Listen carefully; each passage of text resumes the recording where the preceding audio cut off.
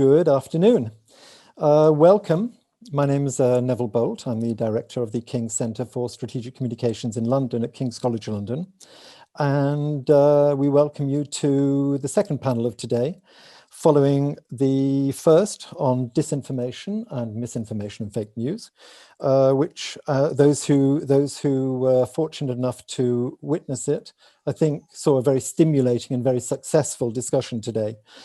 So we're going to take a slightly different tack, and I'll explain shortly. I'll introduce you to our panel of experts. But first, let me just, anyway, thank our partners, INSS in Israel, for their co-production and putting a lot of hard work and effort into making today possible. And then I welcome all of you around the world who are listening today, and that includes many of my own students from our master's program at King's in strategic communications, who I hope will be supplying us with plenty of constructive input and difficult questions for our panelists. So, memory construction in strategic communications. Okay, let me just give you a little bit of background why we're slightly, it would appear on the surface, diverging from this disinformation theme, although you'll realize quite quickly we're not. It is very easy in the way that strategic communications is applied and understood in today's politics and geopolitics. And by strategic communications, let me remind you what I'm talking about here is the shaping and shifting of long-term discourses, significant discourses in politics and geopolitics. And there is a tendency nowadays to overemphasize the message aspect. This is inevitable because it's about operationalizing and instrumentalizing on the part of states, governments, but also on the part of state challengers, revolutionary and insurgent movements, as well as global NGOs and even major transnational corporations such as big energy companies, high-tech companies, even big pharma companies. So there's a tendency to focus on the message. And perhaps what everybody is missing is perhaps what we should all be doing, really, is putting on our X-ray glasses and trying to look through strategic communications to see what is the underlying architecture, or if you like, where's the skeleton in the body of strategic communications. And our panelists today, I think, are all of a similar mind, that we need to look at the way that major influencers of discourses and big conversations, the way that they play with time, the way they try to understand time, past, present, and future, as a continuum that is there to be shaped in the business of constructing memories, which is not just about recalling the past, nor is it even just about forgetting the past deliberately. It's about actually shaping it, almost as a piece of modeling clay, and sculpting the past in order to take possession of the past, in order to be able to present the official, the common sense understanding of the way things used to be. The reason for that being that those who shape the past at least legitimize their own presence in the present tense, in the now, in search of an attempt to own the future. And so we're playing today with time, with the construction of memory, and we're going to look at it from very different aspects. But at the same time, we're trying to enrich the debate around, I suppose, what is strategic communications? What makes it tick? What's really going on behind this surface level of messaging? So at this point, I'd like to introduce you to our 5 distinguished experts. and I'll introduce them in the order of appearance. So we have with us Elena Langer, Yana Tamashvili. This is a Georgian name, which I still struggle with. Although Elena is Latvian by birth and still claims to be a very patriotic Latvian, but I think she's also acquired all the trappings of all the good trappings of being a Georgian as well. Elena is a senior expert with NATO's Strategic Communications Center of Excellence, which is headquartered in Riga in Latvia, and has a distinguished track record in strategic communications, and is a specialist in memory construction, and particularly how it applies, how it is understood through the medium of film. Second up today is Professor Gadieya, who joins us from Jerusalem, who you're at the Hebrew University of Jerusalem, and you are in fact a professional sociologist, cultural sociologist, and I think brings a very different dimension to this discussion today. Really unusual understanding of what we need to be talking about. Third up today, Dr. Andrea Elner, who is also from King's College London, but from Defence Studies, but again with, I would argue, with a really quite an outstanding track record, having taught at numerous different institutions around Europe and in different guises, albeit a security expert, but with a background in literature studies, and also with a very, very wide understanding of how to apply her thinking currently also to cultural and gender issues. And then fourth on today will be Dr. Vera Lipkin-Shahak, who is an author, Israeli, but of Ukrainian heritage, with an expertise in Russian strategic thinking, and is going to introduce us today. In fact, is going to take us down memory lane and to look at the relationship between contemporary Russian thinking in terms of, again, memory construction and strategic communications, and see what relevance the Bolshevik Revolution has to do with that. And then, last but certainly not least, Dr. Vinicius de Carvalho, who is also Mariano de Carvalho, who's also from King's College London, but is the head of the Brazil Institute and is Brazilian by birth and heritage. And I'm not going to tell you what he's going to talk about, quite deliberately, because I think he's going to throw a spanner in the works, as we say. For all our very clever theorizing that you're about to witness in the next 40 minutes, I think, to mix metaphors, I think Vinicius is going to pull the rug from under our feet right at the close. So a surprise in store for us.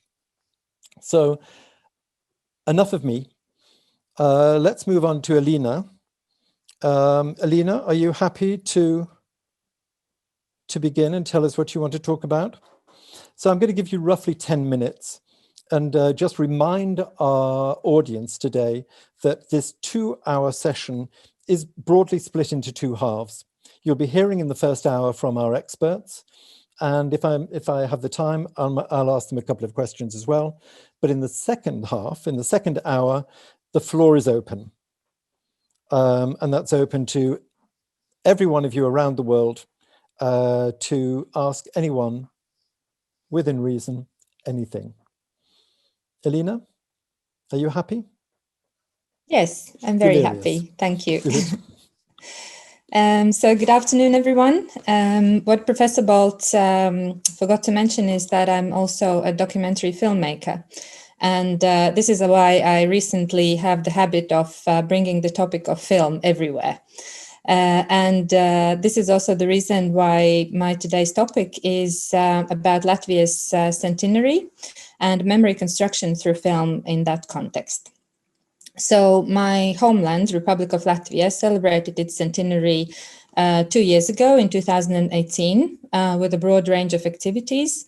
And this centenary celebration was particularly important for us as a nation because out of these 100 years, we have been free and independent only for half of the time. And this centenary program included also a state-funded boom in local filmmaking. And many films that were awarded financing touched upon Latvia's complicated history.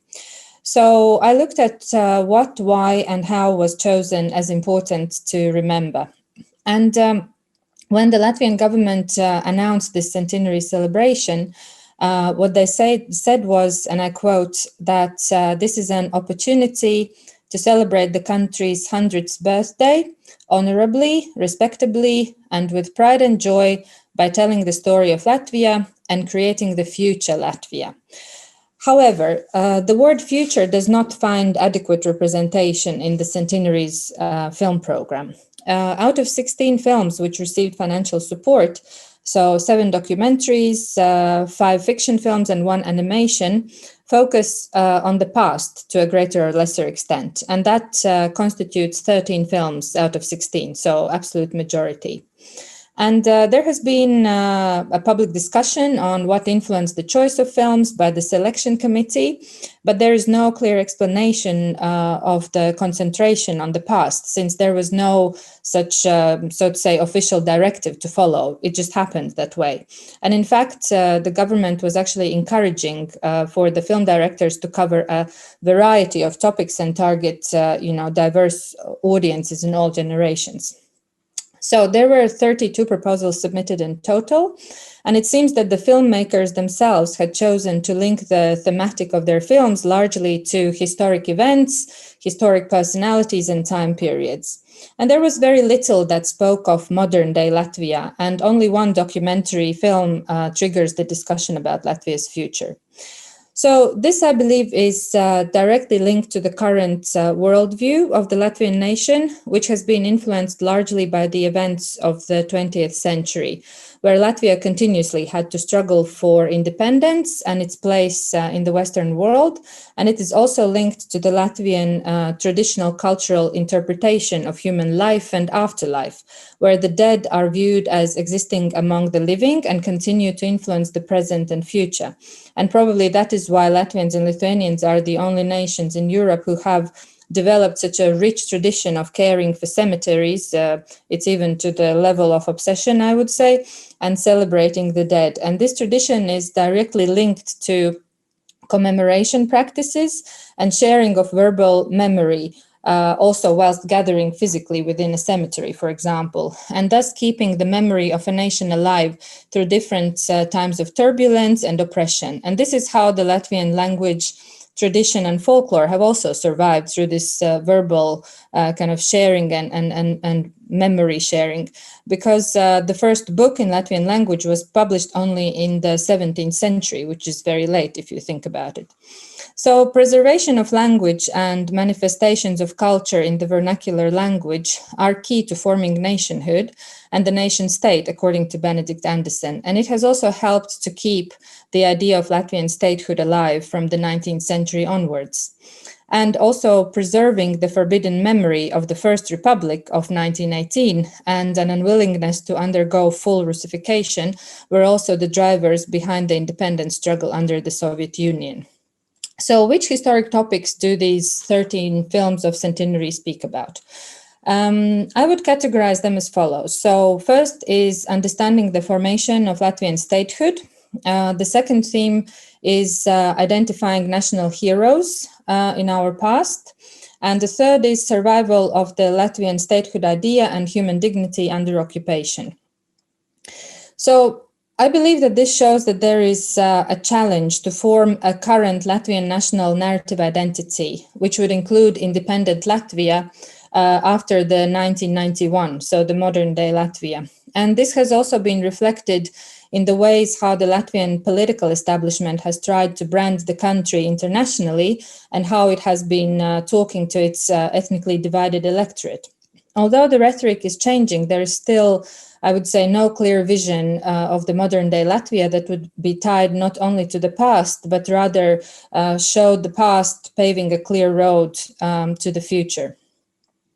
So if we try to analyze this from theoretical point of view, then we have to look for an explanation in the understanding of historical consciousness. So namely, how an individual interprets the current based on conglomeration and the dialectic of past experience and future expectations. So my interpretation of the current historical consciousness of the Latvian nation is that it cannot comfortably move forward because it has not gained satisfaction from dealing with its past. In fact, in the short 30 years of regained independence, Latvia has not even grasped all the memory, all the micro-histories of the nation since the early 20th century, because it has almost always been either under occupation or at war, subjected to the so-called correct version of history imposed either by Germany or Russia. And therefore, the past still dominates the present in Latvia in a way that hampers future-oriented thinking.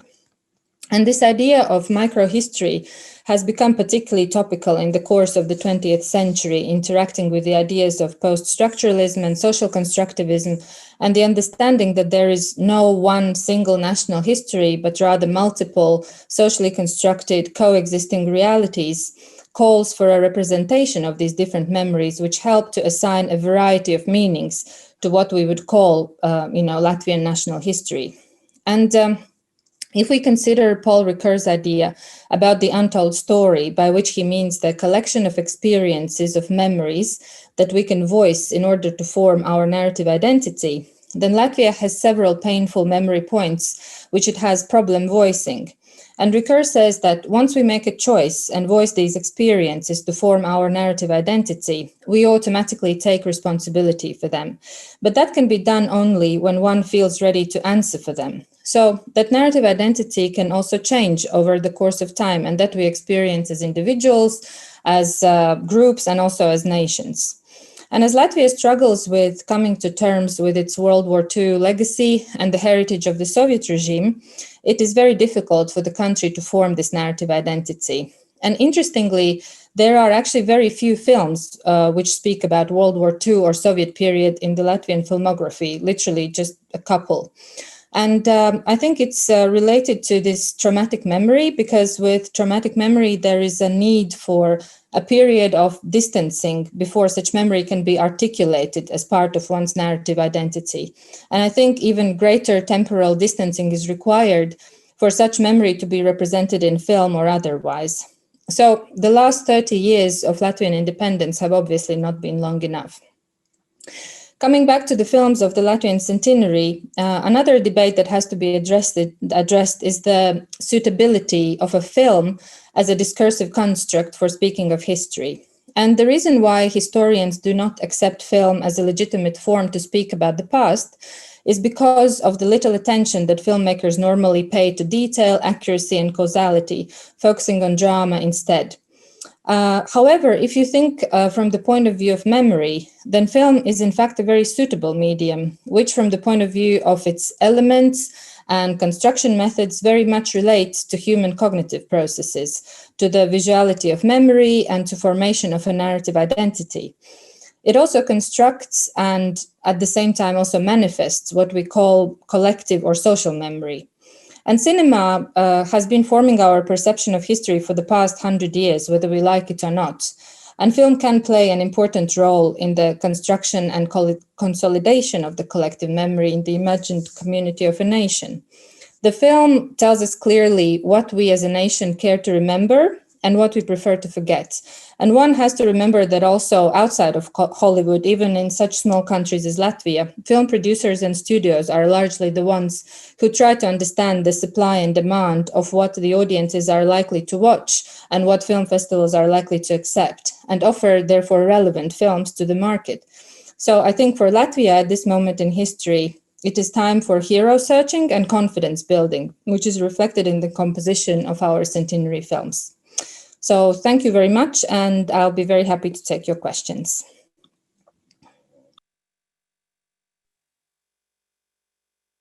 Elena, thank you.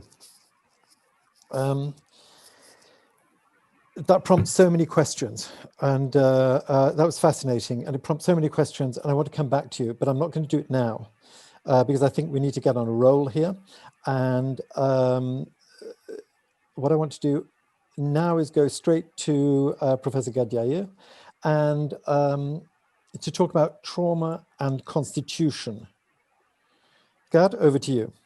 Thank you very much. Let me open by thanking you for this kind invitation and a roll of amazing speakers. And there is a surprise at the end. The promise is to be fulfilled. Professor Thornhill, a leader in the study of constitutions, stated recently that, and I quote, "The classical theory of constituent power suggests that the legitimacy of a political system is derived from an ex nihilo moment of foundation. Constitutions," he intimated, "come out of thin air. I beg to differ and do so by using the theory of cultural trauma. I suggest that beneath the legal jargon of constitutions lay cultural stories of trauma. Those traumas motivated authors to make sure that they will never recur. The traumas, I mean. The stories of constitutions that leaders often narrate in the preamble of the constitution eternalize a national traumatic memory. For example, some preambles tell of arbitrary taxation, some of ethnic cleansing, while still others about military colonization or the lack of representation under tyranny. Constitutions describe national humiliation and defeat and promise that such traumas will never recur. Consequently, traumatic stories of constitution become the foci and the constitutive driver of national political traditions and collective identities. My theory posits that past traumas constitute national worldviews that color contemporary perceptions and actions. Traumas stand at the basis of national culture and identity as they create narratives of origin, of identity, and of destiny. As Parr suggested, and I quote, "As the social field remembers, grieves, mourns, weeps over, and shares a sense of collective trauma, a political community emerges." I suggest that constitutional authors use traumas to set a trajectory of national sovereignty. In some cases, they made sure that future generations will understand why they codified specific rights. In some cases, they made sure that the trauma and its political lessons will be, and I quote, "constantly before all the members of the social body, so as to remind them continually of their rights and duties." And this quote is from the French Declaration of Human Rights. My theoretical model. Political leaders choose an historical trauma and use it in charting their nation's story of constitution. In the preamble or in the text itself, the authors eternalize the chosen trauma by providing the historical justification for turning humiliation and shame into national sovereignty. In doing so, the Constitution creates justification for the political tradition that they set on track, but also narrates a story of political destiny, of a future. Thus, the traumatic justification for the Constitution creates a collective identity for the long haul. The Constitution tells citizens where they came from, who they are, and what they or their nation and country stand for. I'll talk about two cases, Israel and Germany. The Israeli case shows that it is not the trauma itself that pre-writes constitutions. It is the moral lessons that leaders draw from the trauma which determine its moral and political spirit. Israel's declaration sets from World War II and the Holocaust, drawing a set of unique moral and political convictions. The Declaration of Independence from 1948 sets off with the trauma of exile and the longing for the return to the land of Israel. However, it is Nazi Germany and the Holocaust which loom large in justifying the urgent need for a national home for the Jewish people. And I quote from the declaration: "The catastrophe which recently befell the Jewish people, the massacre of millions of Jews in Europe, was another clear demonstration of the urgency of solving the problem of its homelessness. By re-establishing in Eretz Israel, the land of Israel, the Jewish state, which would open the gates of the homeland wide to every Jew and confer upon the Jewish people the status of a fully privileged member of the Committee of Nations." The trauma of the Holocaust and the nation's ignorance of Jewish plight led Zionist leaders to constitute Israel on a commitment for national self-defense. Israel's tradition of never again and its emphasis of self-reliance in what concerns its existence emanate from the ashes of Auschwitz. Its emphasis on a strong army with mandatory service also reflects the commitment to stand strong among untrusty nations. The suspicion of other nations also drives its chutzpah diplomacy.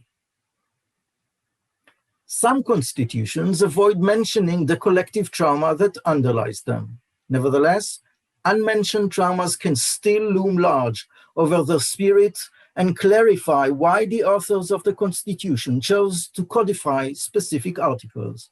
Such is the case of Germany. The preamble to the Basic Law for the Federal Republic of Germany from 1949 never mentions the Third Reich, the Holocaust, or the humiliating defeat in World War II. However, this traumatic history overshadows the spirit of the Basic Law and its articles. As the preamble to the Basic Law states, and I quote, "Conscious of their responsibility before God and man, inspired by the determination to promote world peace as an equal partner in a united Europe, the German people, in the exercise of their constituent power, have adopted this basic law." So after pouring calamity on peoples and nations, German leaders promised that their new political formation will come full circle. They proclaimed responsibility, world peace, and equal partnership in a unified Europe as the main values which will guide the new Germany. However, the trauma of the Third Reich impregnates the German political tradition and its collective identity after World War II. The horrors of the Gestapo and the Wehrmacht make for voluntary participation in a standing army. This is Article 12. The invasion of the Gestapo into people's private sphere motivates an unflinching commitment to privacy. Article number 10. The looting of Jewish homes in Kristallnacht makes for a firm commitment to the inviolability of the home. Article 13, and the expulsion of Jewish citizens and their murder during the Third Reich imprinted the conviction to never allow extradition or the violation of citizenship. Article 16. These and other articles explain Germany's unique position regarding the refugees and its current prioritization of peace, human rights, and individual freedoms on all levels. Although repressed, the German trauma pre-wrote and continues writing Germany's unique political tradition and its collective identity. Now let us generalize. Stories of trauma and eventual victory or revolution provide people with existential answers to the questions of life. Who are we? Where did we get from? What is our eternal mission? The story of Constitution, if narrated through the story of trauma, war and revolution, helps uniting people in providing them with clear answers. National ceremonies, school textbooks help inculcating the story of Constitution year by year, forming a national habitus. For the Americans, the core of their national habitus is liberty and the suspicion of all power. For the French, equality and solidarity come hand in hand with liberty. Germans coalesce around a sense of responsibility for human rights, and the Israelis promise that the Holocaust will never happen again. Let me leave you with a final thought. The traumatic moments of their constitution set countries on distinct political trajectories. Those trajectories are only likely to change on the next historical jolt, the next world war, the next occupation of some empire that would send political leaders back to, namely to write anew their story of constitution and hence set a new political tradition and a new collective identity. Thank you very much. Gerd, thank you. That was fascinating and very provocative as well, which is precisely what we're looking for. Just to keep this German theme going, I'm going to move on to Andrea now, Dr. Andrea Elner. Andrea, are you ready? You're going to talk on a German theme, aren't you? I am also going to talk about on a German theme, absolutely. Yes, I am ready. I think if Gerd and I had tried, we probably wouldn't have fitted together quite so well, because I'm hoping to shed light on the evolution of some of the aspects of German trauma and how the Germans dealt with that in their constitution, and how this shaped the German identity and political culture in the course of particularly the Cold War. What I might mention is that I spent quite a lot of my childhood and was brought up until I started living here in the UK, in Germany. So I was born in Germany, but have lived in the UK, and I'm a British national as well, for the last 2.5 decades now.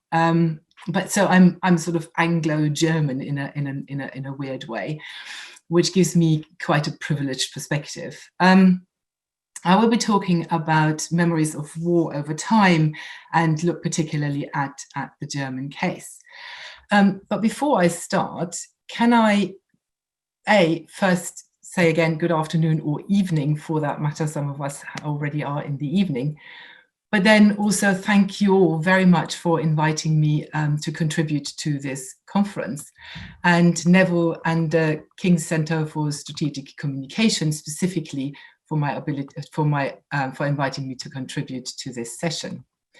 Over the next 10 minutes or so, I will reflect around the example of mainly West Germany, but then branching out into wider unified Germany. I will be reflecting on the contested constructions of memories of war, and drew out a number of insights on their relationship with strategic communication.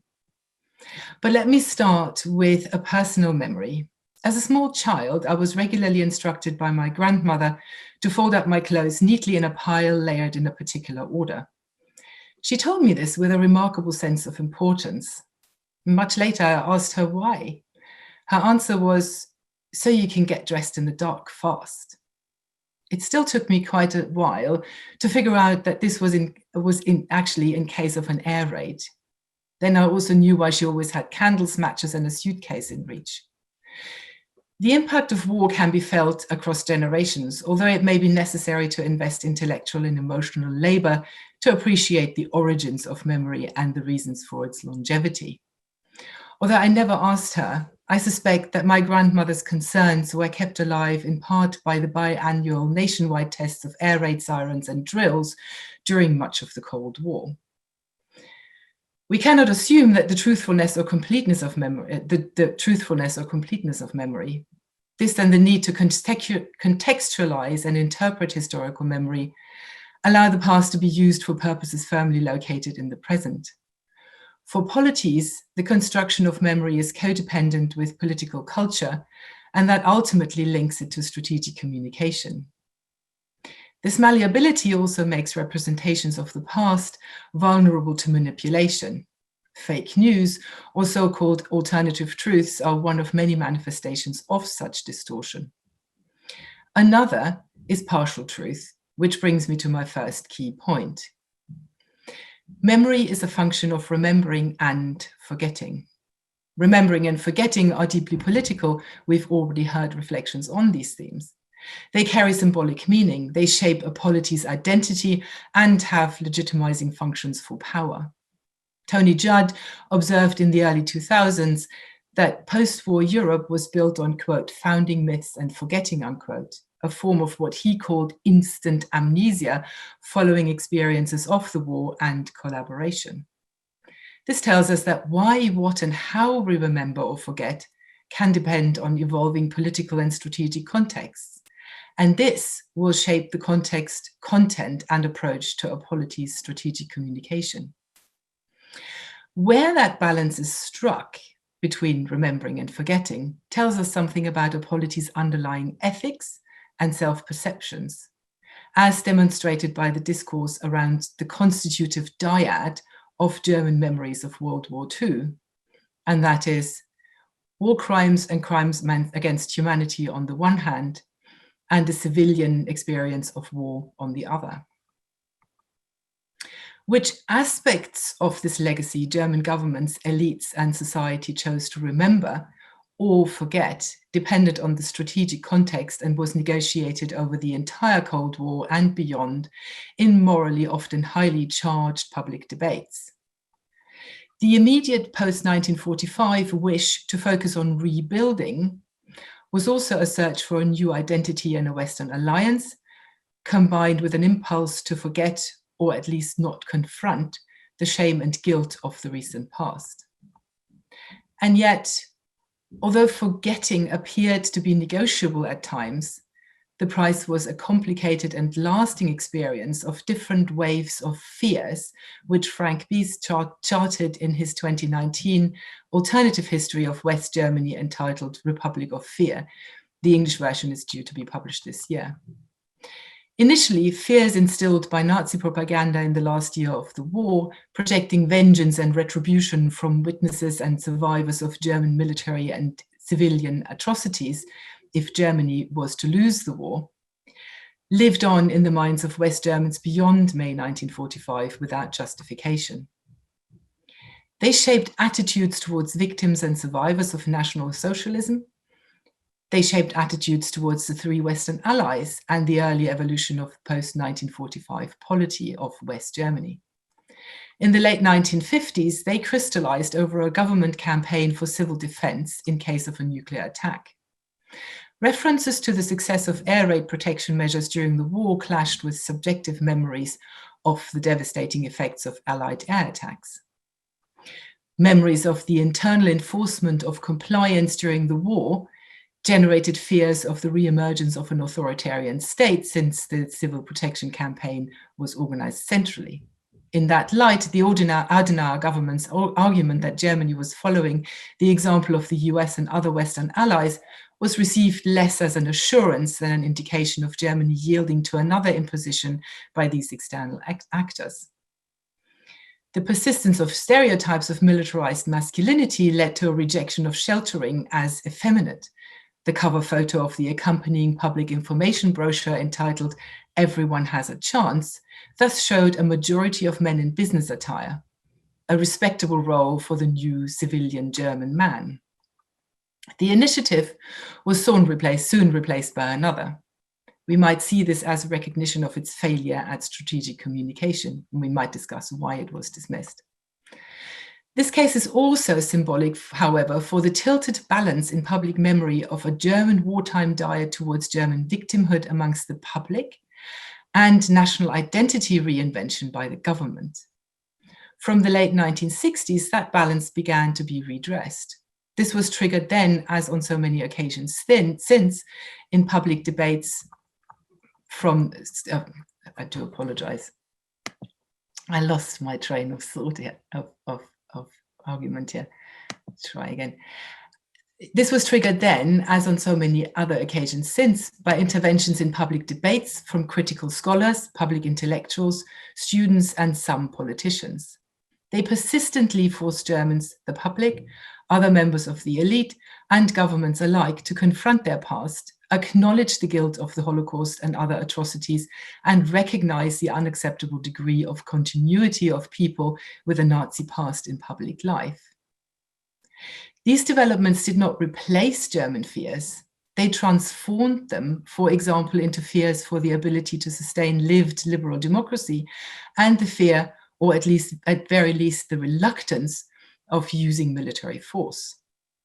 The results, one might even argue, the success of this transformation of the political culture could be seen in the reception by large parts of the public and amongst scholars of what Jan Werner Müller called the unfreezing of war memories in the unified Germany.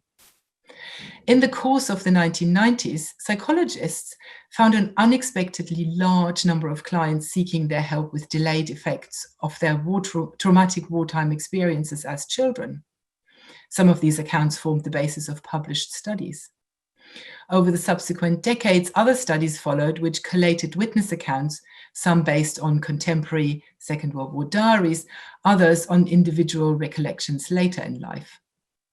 At a political level, modernization and in some cases reconstruction of the infrastructure of what used to be the German Democratic Republic, combined with the anticipation of a series of major anniversaries of World War II events, led to interventions, for example, of political voices in Saxony demanding the recognition of German victims of the Allied bombing campaigns. The focus of many of these interventions on Germans as victims seemed to spell a return to the one-dimensional culture of German war memories of the early period after 1945. And yet, how far the German discourse on the political and moral dimensions of remembering and forgetting had come could be gauged by the critical engagement with these contributions to the public and scholarly debate.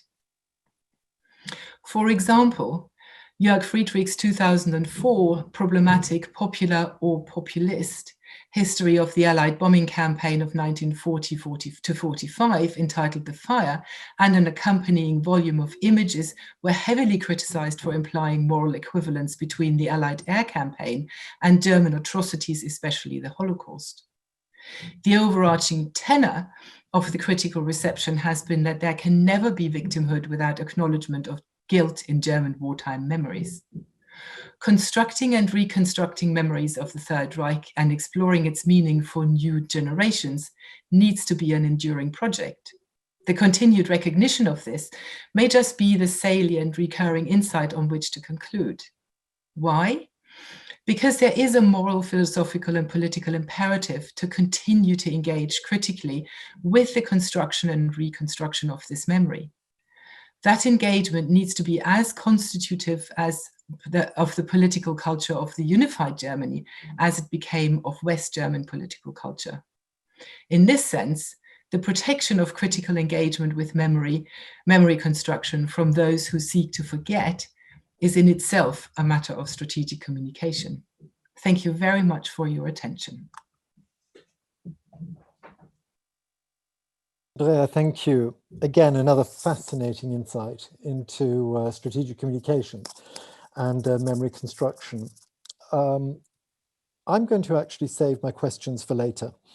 And at this point, I'm going to actually suggest to all our participants who are waiting eagerly to talk to you that they should already start to, in the chat column, start to write their questions. You're all invited to join in, please do, and start writing now. Thank you.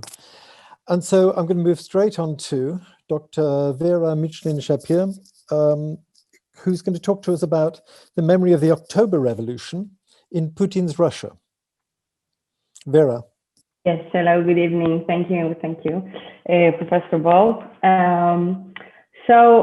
Actually, how I was thinking to look at this case is to sort of look at how this artificial separation that happens in Putin's Russia between the memory of the Soviet Union, which is overall remembered as a good experience, and the memory of the October Revolution, which is remembered as a sort of problematic event in Putin's Russia.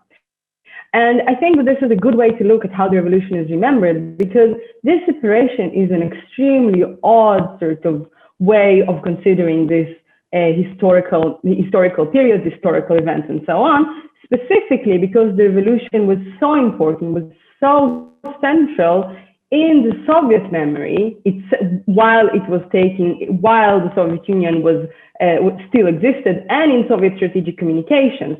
So you cannot really imagine Soviet strategic communications without the October Revolution. And that worked both domestically and in foreign relations, in international relations. So domestically, the October Revolution was celebrated in the most important official holiday, which was the 7th of November. And this holiday had a very clear understanding. It provided Soviet citizens a very clear understanding of their past.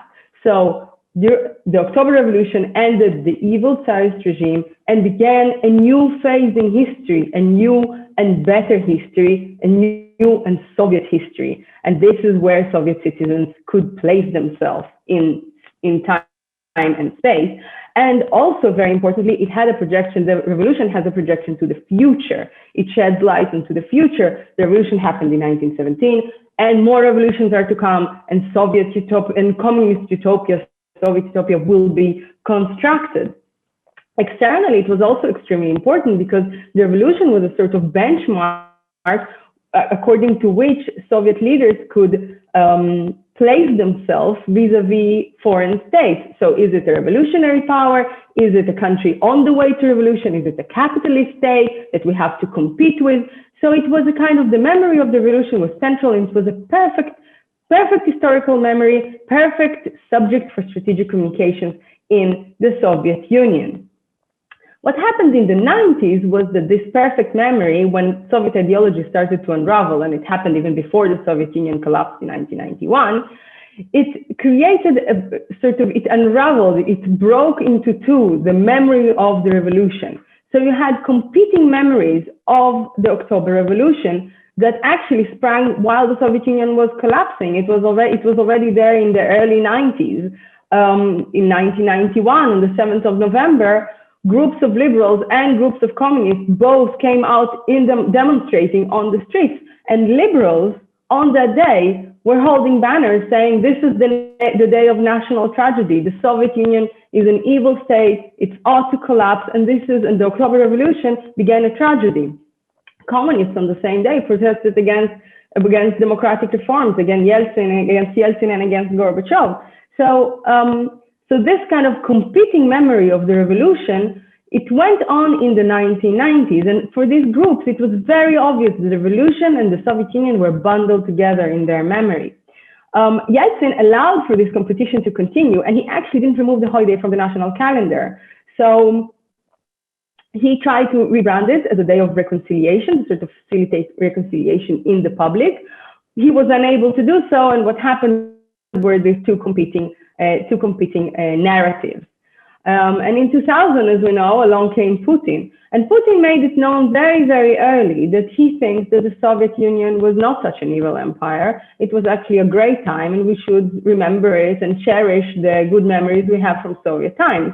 But at the same time, in various quotes by Putin, he mentions 1917 and 1991, the year of the collapse of the Soviet Union, the year to which he refers to as the greatest geopolitical catastrophe of the 20th century and a great trauma for the Russian people. 1991 is equated with 1917. So it was obvious that he's creating, artificially separating the revolution from the memory of the Soviet Union. And there are also numerous quotes of Putin saying bad things or implying bad things about Lenin, who was cherished in the Soviet Union as the greatest leader, sort of communism with a human face. And it became quite clear that the revolution contradicts a broader ideological agenda that Putin was putting forward. And his agenda was an agenda of stability, continuity, and unity. And I think that it's important to note about this broader agenda, something that is being lost in the discourses in the West right now. Putin is often being described as sort of an agent of chaos, somebody who tries to undermine order. But the fact of the matter is that in his own mind, he's a status quo player. He's not trying to undermine anything. If anything, if you ask today, Mr. Putin, what is the greatest thing that you think that should happen in international relations? What is your sort of diplomatic goal? He will tell you that he wants to convene the group of 5 permanent members of the United Nations Security Council. So he has this vision, this very, very kind of static vision, sort of classical vision of how international relations should be run. And he intervenes and undermines what we see as an international order when he feels that the tide is going against this classical sort of order of 5 states ordering the world, and basically the tide of rapid globalization, and he's threatened by this tide of history. In fact, the revolution is kind of tied for him with these sort of disruptive events. And this problem is not only ideological for Putin, it's a very practical, a very political, obvious problem that happens in the former Soviet Union. And 2004 actually holds the key to understand why 1917 revolution is so problematic for Putin. In 2004, Putin removes from the calendar this 7th of November that Yeltsin kept despite the collapse of the Soviet Union. He removes it from the national calendar. Instead, he introduces a different holiday, the 4th of November, called the Day of National Unity. It's a very significant holiday for Russian strategic communications, but I don't have the time to speak about it.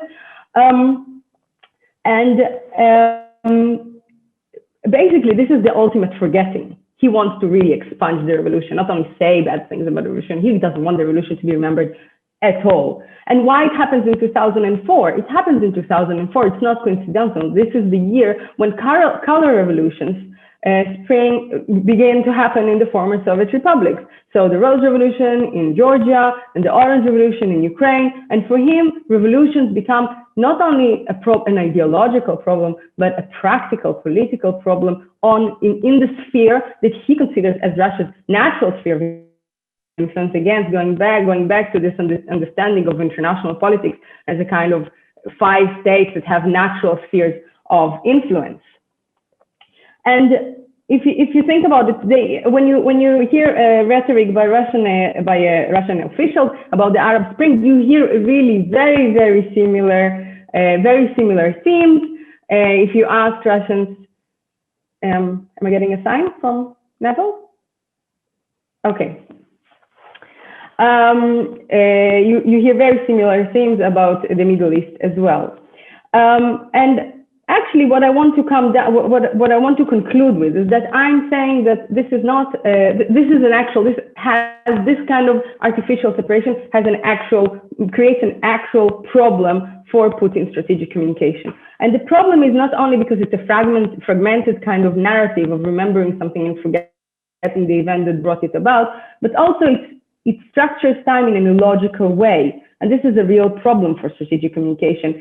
Putin wants to see history as this kind of memory of uninterrupted events, a sequence of events. The problem with that is that they have no future. Where is the utopia? If the memory of the revolution in the Soviet Union was logical because it projected the future, the utopian future, this kind of politics have no future. And this refers to what Professor Bold noted in the beginning, that you want to own the future. And Putin actually forgoes owning the future by expunging this image of the revolution. And this has been noted actually, by other scholars. Timothy Schneider calls it the politics of eternity. Masha Gessen speaks in her book about the future is history, yes, always looking back. So this aversion from addressing the revolution, from addressing progress, from addressing the future is a real Achilles heel in Putin's strategic communication and in his historical memory. And it's not a coincidence that the main oppositionist in Russia, Alexei Navalny, constantly speaks about the wonderful Russia of the future, because he knows that this is the weakness of this regime, that this is a sort of an futureless state of being.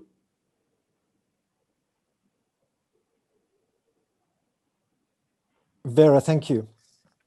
I find this discussion so far, I find this really exciting, and so many good ideas that are coming through. What's interesting is we're all clustered around a kind of nation-state perspective and the relationship to the populations over time of the nation-state. So at this point, it's only appropriate that we should go to Vinicius, who I think is going to problematize this discussion for us. Is that right, Vinicius? Exactly, Neville. And thank you very much for inviting me to take part of this panel. I feel a little bit uncomfortable because as the last one, and after you said that I would come with something very original, I feel a little bit pressed about that. But let's try to make some sense of what I want to say here. I will be talking today, we have been hearing a lot about past, future, about memory, about dreams of future and visions for a future. But I will be talking today about the people that don't care about past or future. Or basically, they define their identity not because of memorial aspects. On the contrary, they define their identity by the immediacy of the experience. So I will be talking about a group, an indigenous group from the Brazilian Amazonia called Pirahã. I myself haven't been in touch with them, despite have been many times in the Amazonia, many years in the Amazonia. I haven't been in touch with the Pirahãs. I am based in my talk on the studies done by Daniel Everett, a linguist who has spent a long time living with the Pirahãs, describing their language, and also understanding their way of life. They lived close to the Maici River in the state of Pará in Brazil, in the middle of the Amazonian jungle. Well, I have learned a lot about them through, as I said, Daniel Everett. And I think what we'll be talking here has connections with, first of all, their language, their culture, and again, the definition of identity that they have. About their language, some specificities that are quite interesting. One of that's about verbal tenses. I will be explaining better about that. They don't nuance as we do in our Western language and or Indo-European language, let's say like that, many aspects of past and future. It's a much more immediate, it's much more present tense language. The other aspect, it's a language that doesn't have any quantifiers, not only numbers, but also any sort of element that quantify aspects of the nature or the reality. The sense of directions is not based on the body-centric, like we have right and left, but in an exocentric, exo-body-centric. So they describe their relations to the world through upriver or downriver, for instance.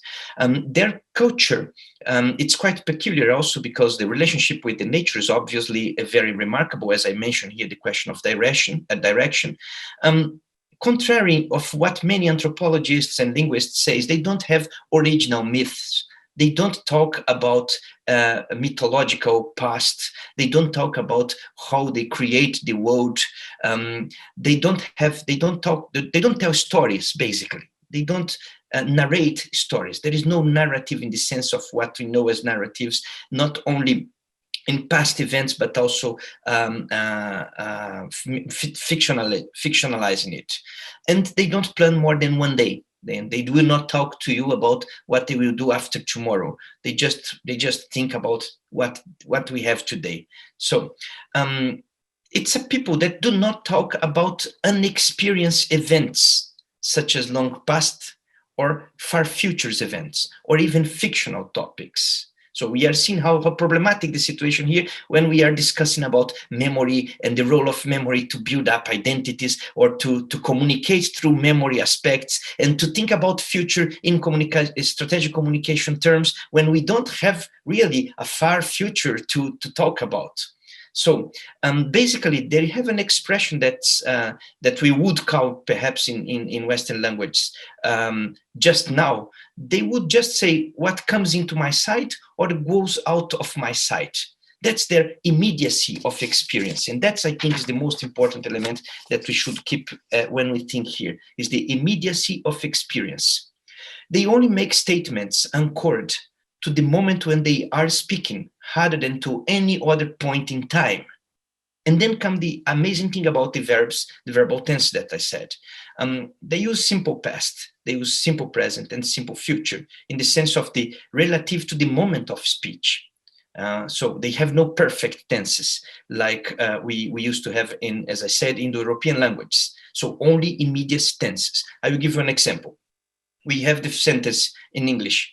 When you arrived, 20 generations had already lived in this land. Typical narrative of memory, typical narrative of projecting future also, because give you the sense of historicity. Okay, when you arrived, the verb arrived is fine.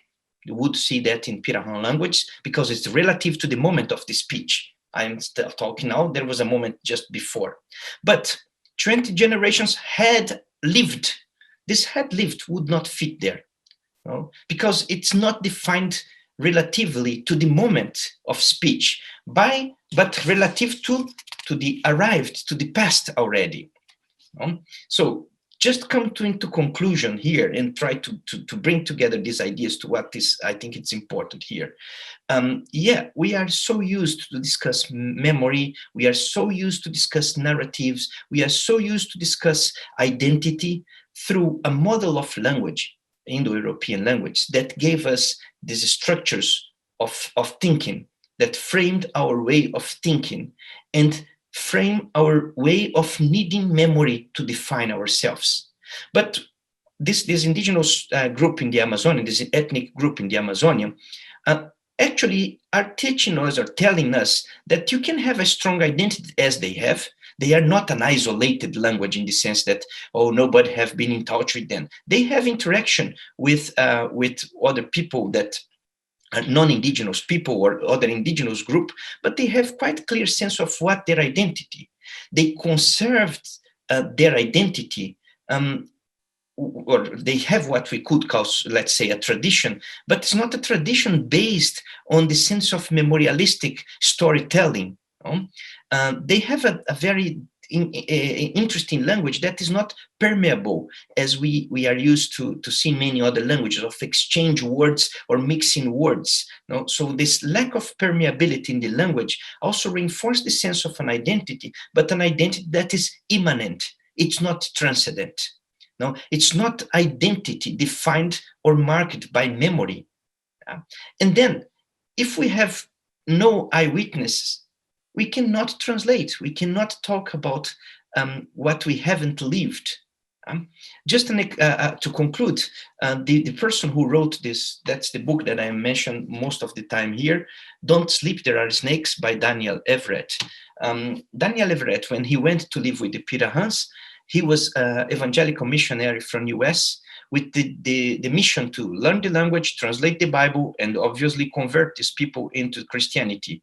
Well, what happened, and it's a quite beautiful aspect of the book, is when Daniel narrates that actually he lost his faith in the Christianity, in the sense because the Pirahãs actually told him that they didn't need to think about salvation in afterlife, and they didn't need to explain their existence in that moment, in the Henk ek Nunc, based on past experiences. They were not imprisoned into this fantastic, wonderful thing that we have called memory.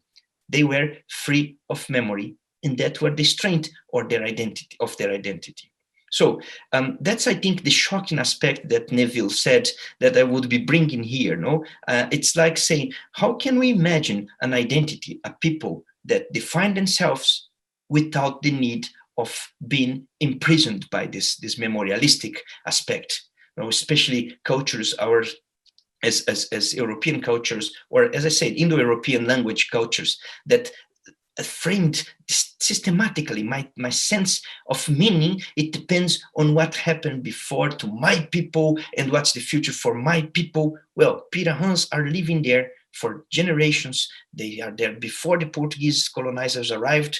They survived that. They survived everything, and they are still there living as Pirahãs without the need of discussing the role of memory, because what is important is the now that they are living. I will finish here with more open questions than conclusions on that.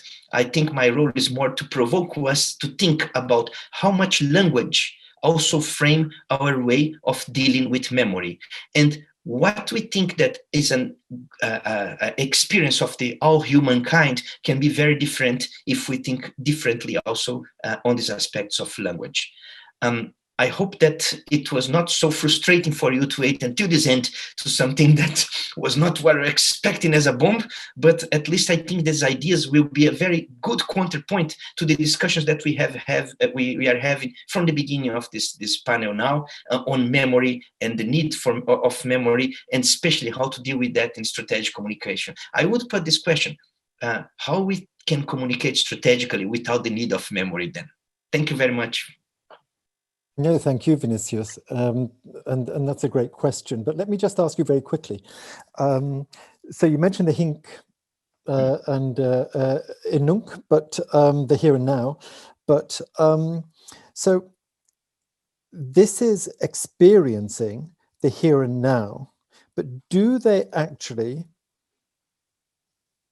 have the ability or choose to have the ability to step outside themselves and look back in on themselves and to examine the concept of time and space? That's, again, it's a question that would never fit into that mentality, because that's a question that we have. These questions of in and out, it's framed from our language, it's framed from our cosmology, and even for our ontology. So that's I think the revolutionary aspect of Pirahãs and why they are so peculiar in this sense is that this is not the question that interests them. You don't need to ask about who I am, because, well, I am just part of this nature that live as every day we wake up and we go to sleep.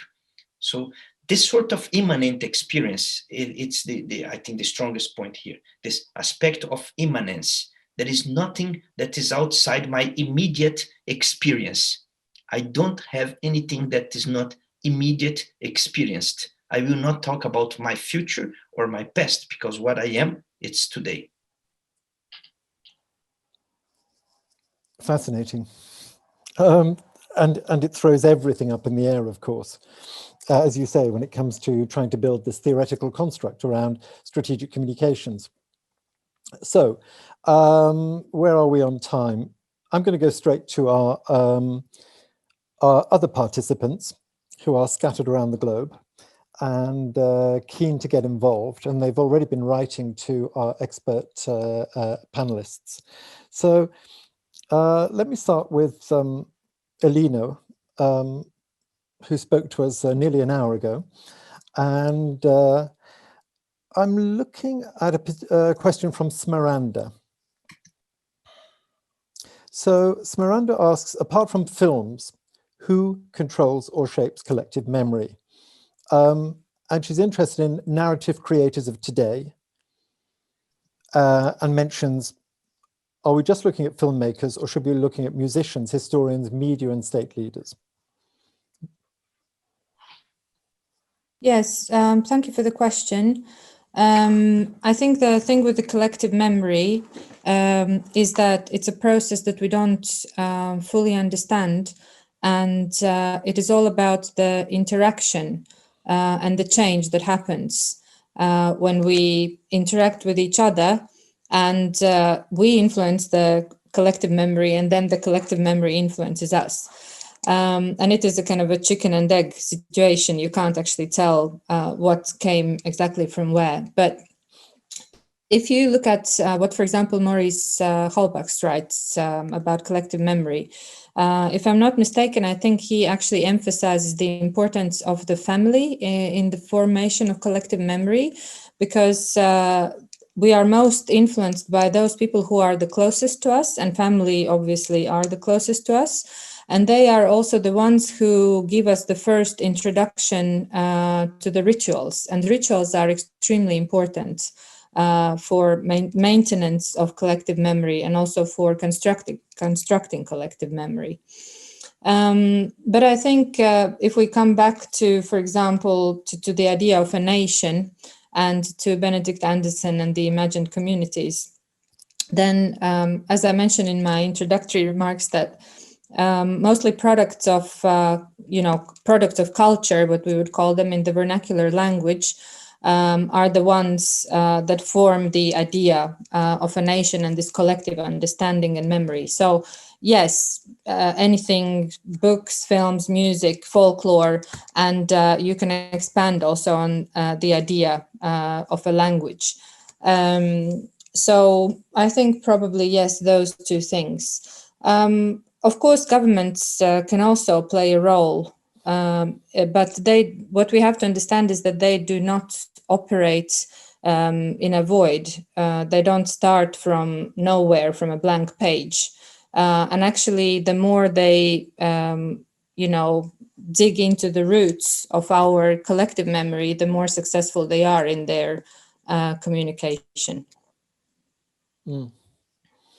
And Sophia wants to follow up there. Elena, with you, and she's asking whether or not the films that were commissioned or funded by the Latvian state, do they only focus on World War II and Soviet occupation? Are there any other historical events that were drawn out as a way of constructing? Yeah, actually, I think there was maybe a misunderstanding. So what I was saying is that actually there is very little film that talks about World War II and the Soviet occupation. So these films largely focus on the very first formation of or self kind of conscious understanding of Latvians as a separate ethnic group. Or formation of the idea of the nation. So we would be talking about films that talk about events of, 12th, 13th century, for example, the Baltic tribes. Then we would see films that talk about, 1905, that period. We would see films that talk about the First Republic and the life during the First Republic, which is kind of a, sacred period. And then the Soviet period would maybe be more kind of in the background. So there are films, for example, about the ending of the Soviet Union. That is a film about a family with little girls who are kind of alone in the countryside, and they just hear these events happening on TV and on radio, and that they start getting this understanding that something big is going to happen. Sorry, what was the original question? I got carried away. I think you're there. And let me move on. Just going back to Vinicius, Russell Smith asks an interesting question. Could a memory-free society ever be constructed now in our present world? Which I think also raises the question of how do they, with their being totally absorbed, existing in the now, the here and now, what happens when that here and now comes into contact with the outside, the broader nation-state understanding of time and space? Yeah, well, I think first, it's difficult to talk about construct societies. No, I think societies, they are a result of a natural process of construction. Yeah. So I would not say that we can construct a memory-free society. There are societies like this one, that culturally, linguistically, didn't need the sense of memory to make sense of themselves. So what I'm saying is, we are not here talking about paradigmatic change. We are talking here about syntagmatic change in the sense of way of things. We are talking about other cosmologies, other ontologies, other epistemologies that doesn't fit into the categories that we are using. So I'm reading Russell's question here, isolate society. Well, from our perspective, they are isolated, but they are a society by themselves. So I think when we deal with the case of Pirahan, it's really putting in challenge all the sort of questions that we have about how we configure senses of societies. And it's quite easy to us to try to understand or to try to project all over the world we are the same, we are humans sharing the same values and same meanings of what means to be humans. And again, how they relate to the other societies. They relate with as another being, not necessarily human being. There is one very interesting episode in the book that Everett mentioned that sometimes he was there, but they talked to him. He spoke in Pirahan language, but sometimes they talk among themselves, referring to Everett as he was not there. Like, oh yeah, I asked Daniel something like that. Everybody saw, Daniel is seeing that they were talking about him as he was not there. So the conception and perception of being, it's different from what we are used to look at. Therefore, the relations with outsiders, it's a relation with a total otherness. It's a sense of really otherness, and they are not so worried in search what we have in common and what we need to take from them in the sense. No? That's, I think, what is very revolutionary and difficult to us to really exercise putting ourselves in that position. And just before I finish, I saw the question of Alfredo Crocco, and they don't have tattoos, they don't have any figurative arts either. So there is no sort of transforming this experience in anything that is external to them as well. Thank you. Giovanna has an interesting question for Gad, which is, Gad, you talk about these major jolts that are required to actually change the trajectory of the way a country perceives itself in its strategic communications. So she's asking you, Giovanna's asking, are there minor jolts as well? Are there more incremental changes that you would consider in your theory? Well, there are processes of construction and reconstruction always working, but at least in the case of Israel, we speak of traditions that go 3,000 years back. Just to give you a minor example, every year there's a ceremony, the Passover holiday, and there's a process of reading the story of the Jewish people going out of Egypt 3,000 years ago, 3,500 years ago. And we have a short version for the very long night. They tried to kill us, we won, let's eat. So it's a nutshell of the history of the Jewish people. And small acts of trying to make a change into this very long story are incapable of changing it, because the entire tradition revolves around a national calendar that repeats year after year, ceremony after ceremony. In school, the memory is worked upon on a Jewish calendar that brings up the trauma again and again. So changing that would require changing of the calendar. It's changing of the entire worldview. I don't see small changes making any transformation in this story. Gad, thank you. Mimi asks the question of Andrea. And Mimi's asking, Andrea, do you have suggestions as to how Germany managed to deal with its wartime past without embellishing or glossing over unpleasant events compared to other countries which have clearly not managed to come to terms with that?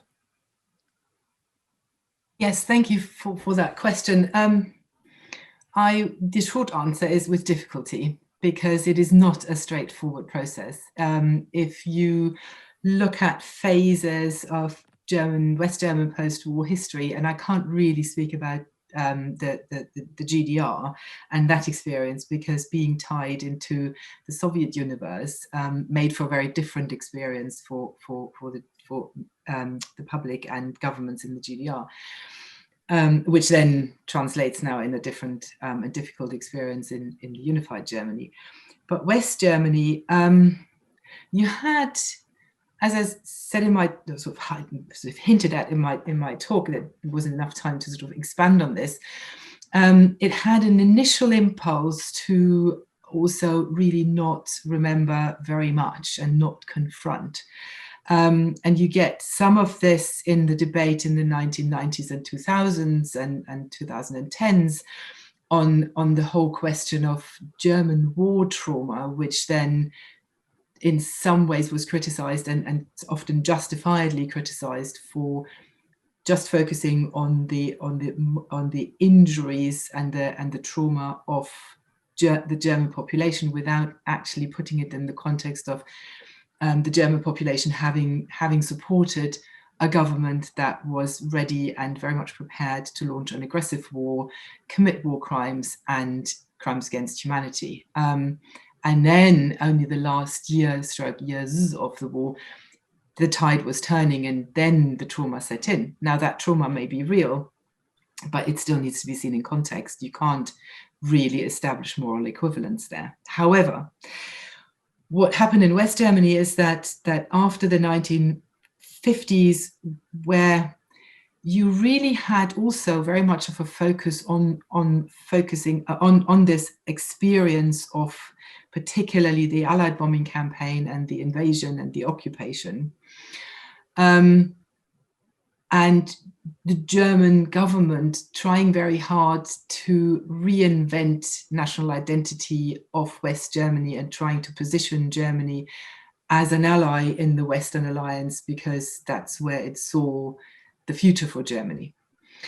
And it wasn't really until the 1960s, and this is where the German 1968 student revolts differed from the student revolts in other countries. They were also concerned about Vietnam, but they very strongly focused also on asking the generation of their fathers and grandfathers, what did you do in the war?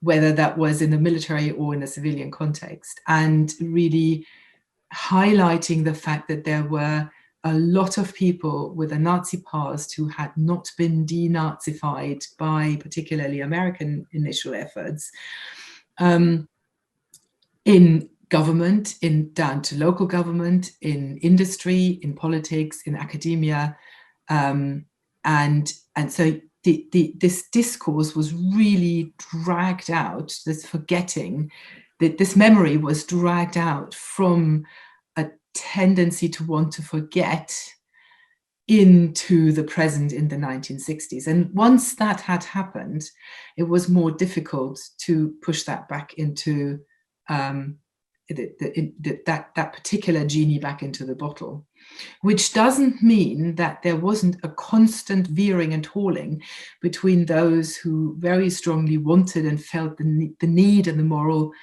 moral imperative to engage with these questions.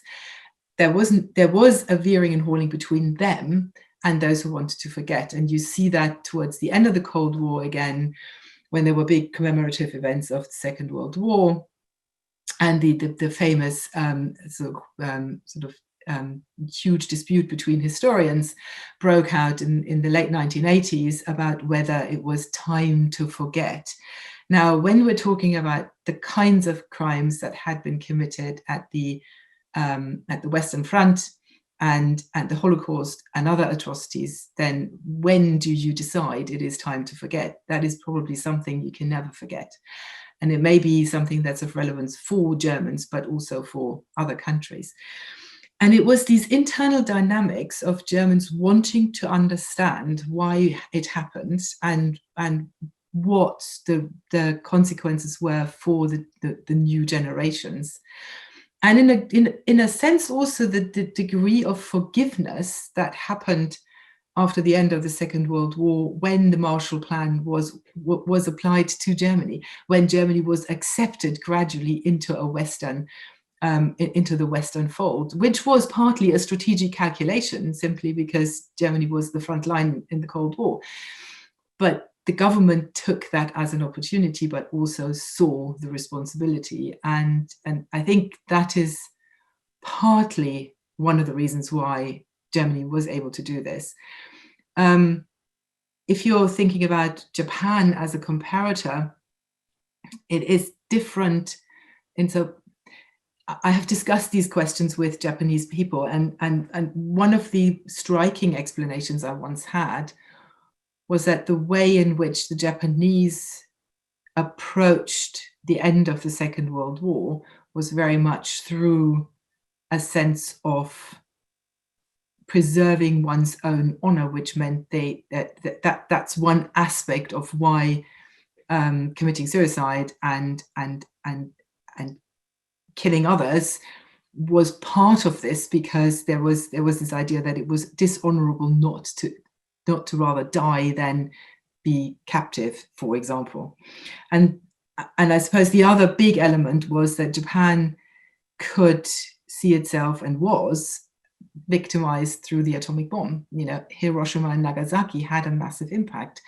And so that there were two different narratives overlaying each other. and they were in conflict with each other, and one probably hindered the remembering and the engagement, the critical engagement with one's own immediate past, because of the experience of being a target for 2 atomic bombs. I suppose these are sort of some of the key elements that distinguish Germany, but for Germans it was very much, it became almost a habit in public memory, in public discourses, to question and to ask and to see the responsibility. And then in addition to that, there was a world looking at Germany, holding Germany to account. And very rightly, Israel was very much holding Germany to account. That didn't happen in the same way to Japan. And so if Germans wanted to shun their responsibility, there was someone there who said, no, you cannot shun that responsibility. And they had every right to do that. So I think it was this mix of factors which played together, which forced Germany to actually see what's been going on. And if I look at other discourses, the post-imperial discourse in the UK, for example, there's a much greater reluctance to see and acknowledge that the other perspectives might highlight failings of the past, which ought to be highlighted. You know, whether we're talking about slavery or the history of Ireland, or general imperial past, colonialism, there is a lot of reluctance to engage with that as critically, because there's no external. Germany lost the war, and it lost the war quite decisively, and there were other powers forcing Germany to see what it had done. And that was a good thing, ultimately, I think. So Andrea, consequently, Alex is asking you, is Germany crippled by its Vergangenheitsbewältigung? Does it hold back, he says, from taking a more assertive role on the global stage, very much at a time when Germany needs to come to the fore and offer some kind of leadership? Yeah, that's been a running theme for Germany since really just before the financial crisis. And it's got Germany in very hot water with the Greeks, for example, where that didn't go down well very much at all. So I think the German position on the question of leadership is the world probably had enough of a German leader, then called the Führer, and so it's not going to lead from the front. However,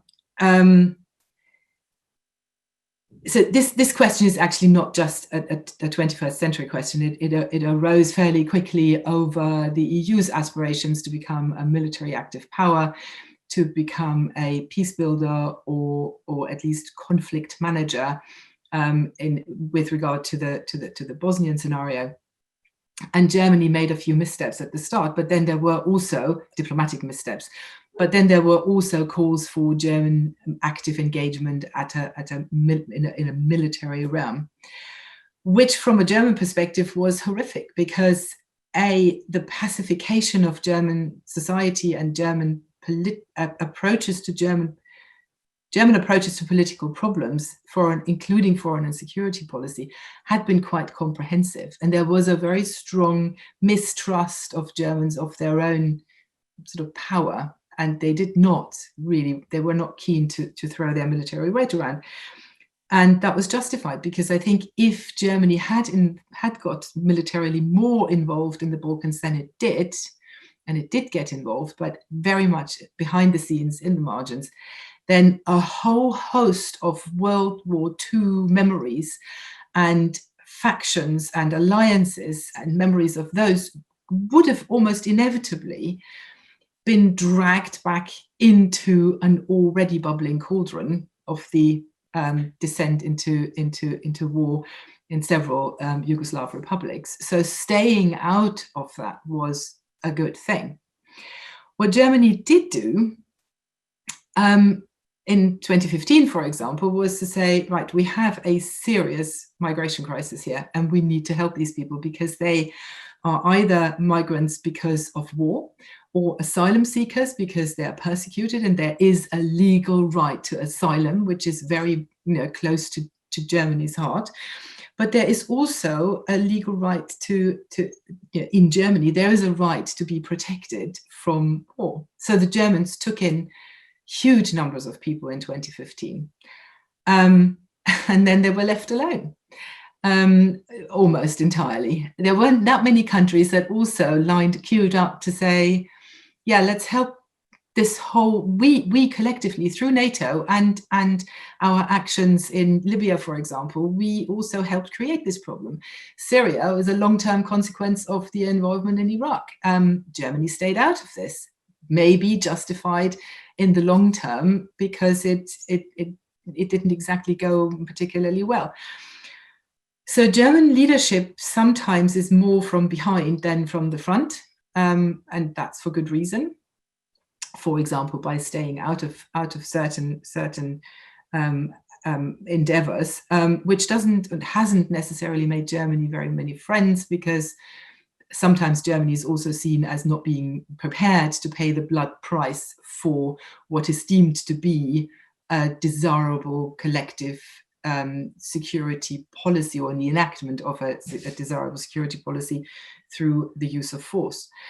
The other thing Germany has done, or the current German government has done over the relationship, the transatlantic relationship, is to emphasize very strongly in its interaction with the US under President Trump that Germany stood for liberal democratic values and was going to defend them in the face of American different ideas about how America should engage and conduct itself under a Trump presidency.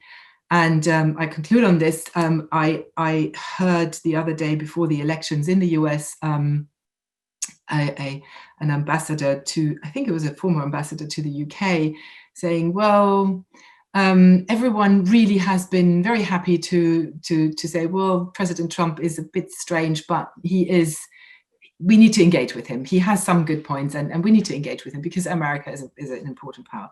Germany did not. They just stonewalled, and they did not want any engagement. And I must say there are very, very, very few moments when I'm a little bit proud of being also a German. But that was a moment where I thought that is standing up for principles. That is standing up for a principle that is very much the result of the long-term digestion of what happened during the Nazi era. And I think that's a good thing. And I thought that was another way of showing leadership, which then doesn't force others to come along. But if others wanted to join, then they would be more than welcome to join. So I hope that goes some way towards answering the question. Yeah, thank you. Before we close our live broadcast, I'd just like to direct a question which is actually written for Gad, but I'd like to direct it at everybody. Because very shortly we'll close the live broadcast, but we're going to continue with all the students until the top of the hour. So Harry wrote a question for Gad, and he said, is it possible to imagine, so think of this as the kind of the opposite end of the spectrum from what Vinicius has been talking to us about. Is it possible to imagine a process of constructing supranational constitutions based on traumatic memory that transcend borders? Big thinking. Can we conceptualize some form of international constitution even that would be based on trauma experienced by humanity as a whole? For example, pandemics or climate change. So first to Gad, and then I'd just like to hear what all our other experts have to think about that. Well, yes, and I think we do have examples like the UN Charter for Protection of Children, for example, from 1947, I think. And that comes from collective traumas that go beyond national borders. So one can imagine coalitions, international coalitions, which create accepted norms,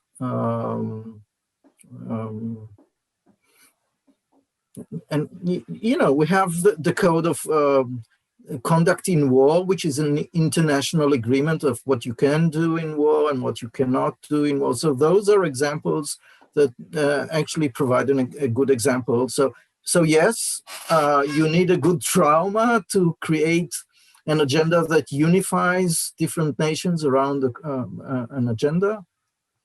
It is possible. It happened in the past, and it might happen in the future as well. Let me just make a footnote for Andrea's take.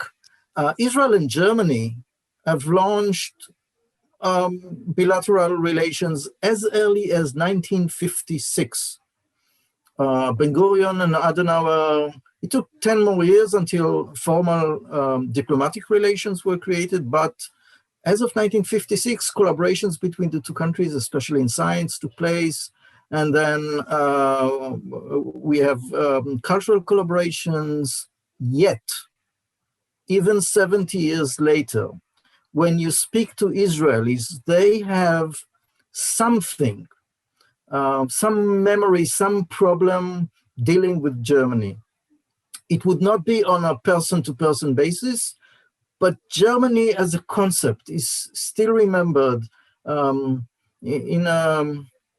sometimes Germany is terrifying. It's inconvenient to be in Germany. You have memories coming, surprisingly, what Sigmund Freud talked about, the return of the repressed. Israelis feel whilst in Germany that something they don't want to remember comes back again. And that's the memory of the Holocaust. So even after 70 very good years of collaboration between Germany and Israel, the memory is still very active.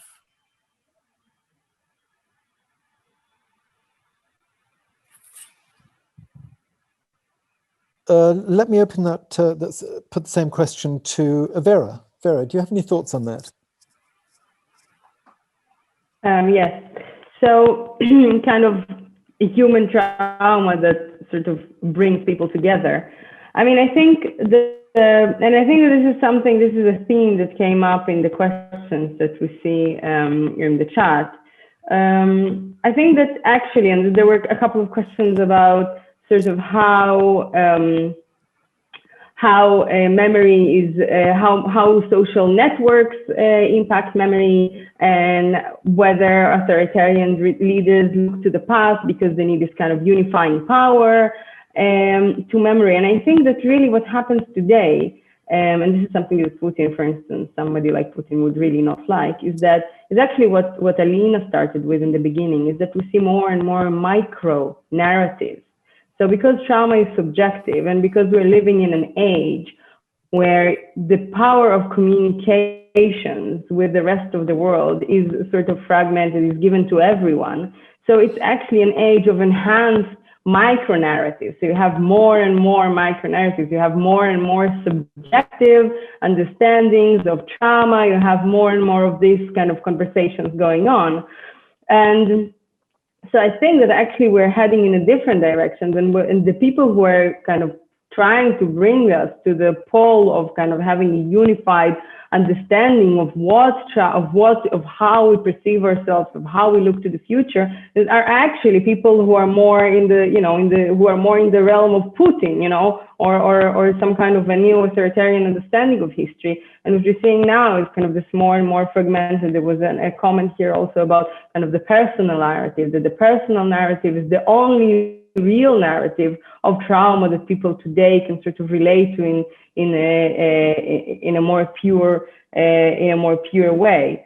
So I think that this is a direction that we're heading towards, and I don't think it's a particularly bad one. I do think, though, that it does have a problem again, and this is a problem that I've discussed in my presentation. It does have a problem that shares with others who construct memory in a kind of more backward-looking way, sort of looking back, is that where is it taking us? I mean, this variety of voices where they're not kind of brought together by institutions that are trusted and mutually agreed on, like constitutions, which are really, constitutions are creatures of, say, a more classical age.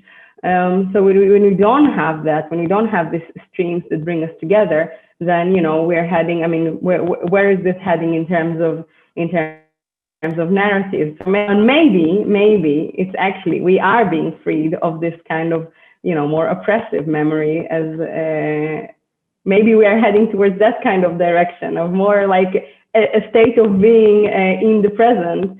And we're not actually acknowledging that this is what technology is doing to us right now. Vinicius, just a very quick point from you before I actually have to wave goodbye to our live broadcast listeners. I'm sorry to jump there, but it's another subject that I would like to bring, different from what I said. What Neville didn't say is I'm a musician in my second life, my second ontological existence, and I conduct orchestras and choirs. And 2007, I performed in Brazil with 150 children, the children opera called Burundi Bar, by Hans Krasa. This opera is quite connected to the memory of the Holocaust because it was performed 52 times in Theresienstadt concentration camp in Czech Republic by children that were prisoners there.